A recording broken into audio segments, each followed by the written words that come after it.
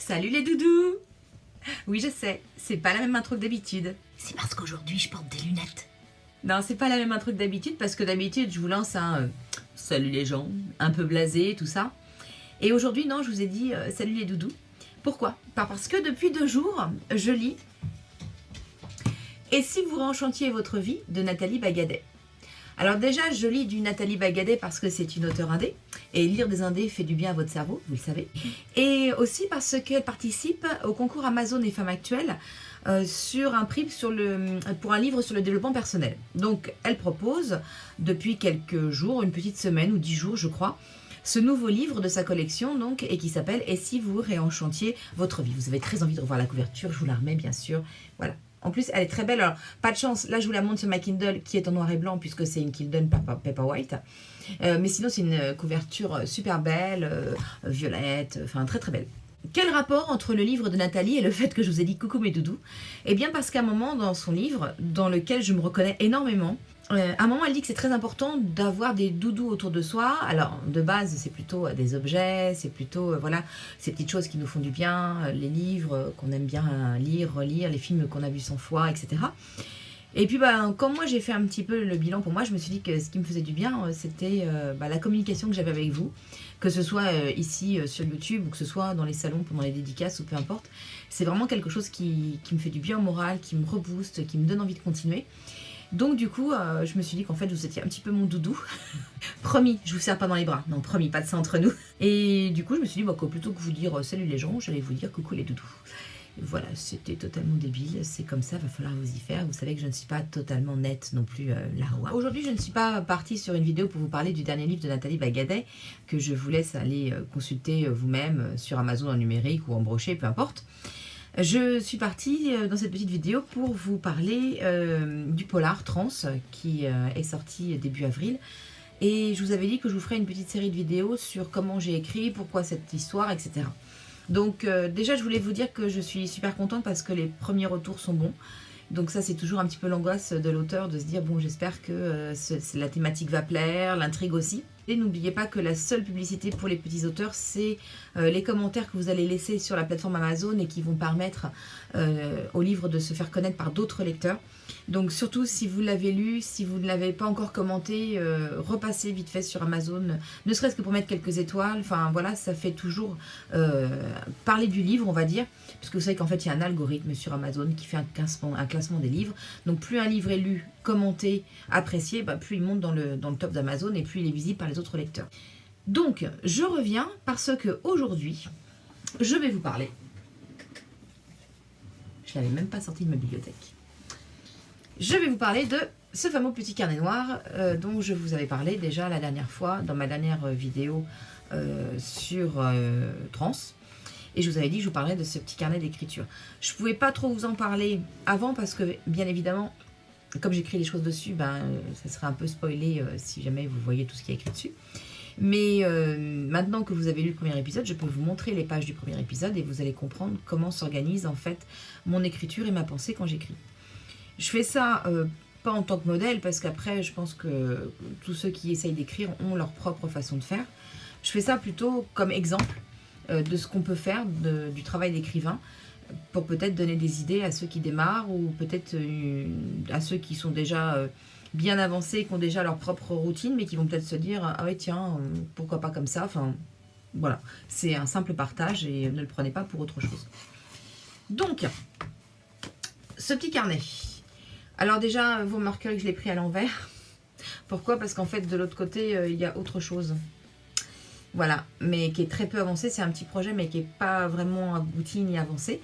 Donc du coup, plutôt que d'utiliser un deuxième carnet, j'ai retourné celui-là. Donc j'écris sur l'envers du carnet pour Trans. C'est pas grave, hein. De toute façon, les lignes, voilà, c'est des points. Ce n'est pas des lignes, c'est des pointillés. Enfin, après, c'est toujours ça.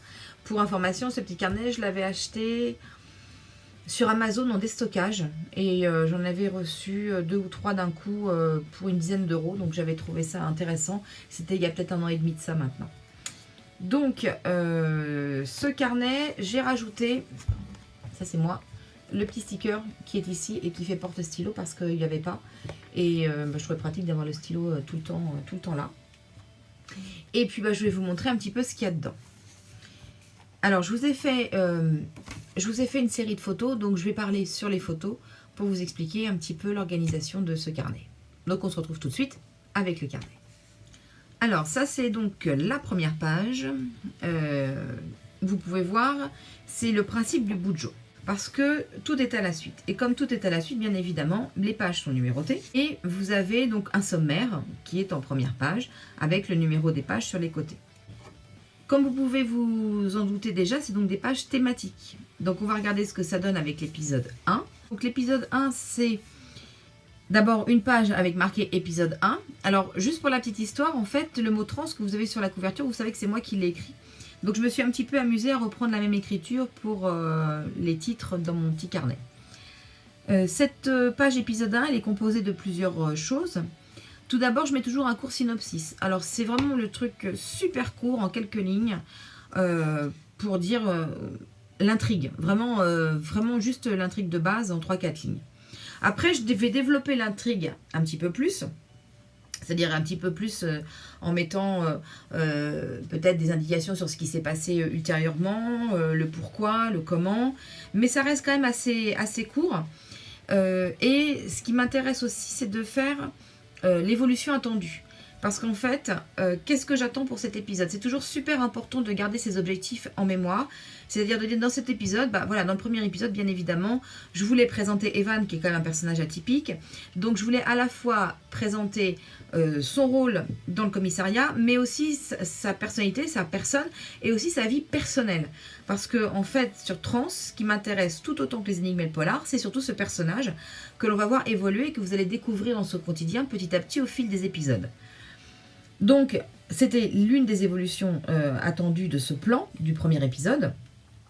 Et puis aussi, bien sûr, de placer les différents personnages du commissariat, les différents personnages de la vie personnelle d'Evan. Bref, la mise en place d'une série. Puis, une fois que j'ai fait ça, c'est là qu'on commence le gros travail, c'est-à-dire que je vais détailler scène par scène. Vous, ce que vous voyez là, ce sont pour la plupart des scènes qui sont écrites au feutre. Vous avez des petits numéros qui correspondent au numéro de la scène.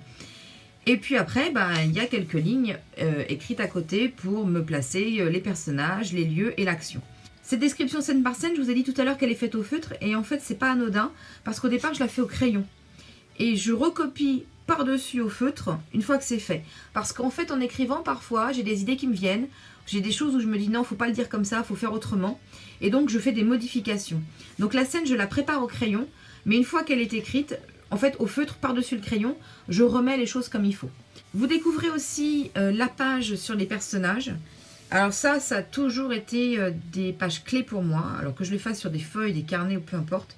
À partir du moment où on a des personnages qui doivent tenir dans un roman, qui va faire quelques centaines de pages, ou là, a fortiori une série, il faut vraiment ne pas se couper dans ce qu'on en va raconter. Donc pour chaque personnage, je fais une fiche détaillée qui s'étoffe en fait au fur et à mesure de la série. À chaque épisode, je vais recopier la fiche personnage du personnage et l'étoffer avec les nouvelles indications de l'épisode. Donc ça risque à la fin de faire des fiches assez importantes, mais d'un autre côté, si on ne veut pas se perdre, je pense que c'est la seule solution que j'ai. Pour l'instant, je n'ai pas trouvé d'autres techniques. Si jamais vous en avez une, n'hésitez pas à la partager. Et donc en dernier, la petite boîte à idées. Donc la boîte à idées, ce sont des idées qui me viennent en cours d'écriture et qui sont des idées alors pour les épisodes suivants ou pour même la saison d'après, enfin peu importe. C'est vraiment des idées au sens très large du terme. Parce que quand j'écris, si jamais il y a des idées qui me viennent, alors que ce soit sur l'écriture ou alors sur complètement autre chose, c'est le genre d'idée qui va tourner un peu en arrière-plan et qui va me gêner dans ma production.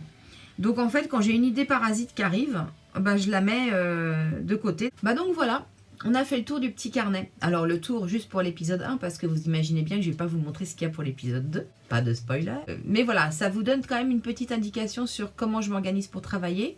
Sachant que pour ceux qui me poseraient la question, après j'écris directement en traitement de texte. Et puis après je pourrais vous faire une petite vidéo sur tout le chemin que parcourt un texte entre le moment effectivement où je couche les premières idées sur le carnet jusqu'au moment où j'ai la version complètement corrigée en ma possession. Donc si ça vous intéresse ce genre de parcours aussi du texte, n'hésitez pas à me laisser un petit commentaire là juste en dessous.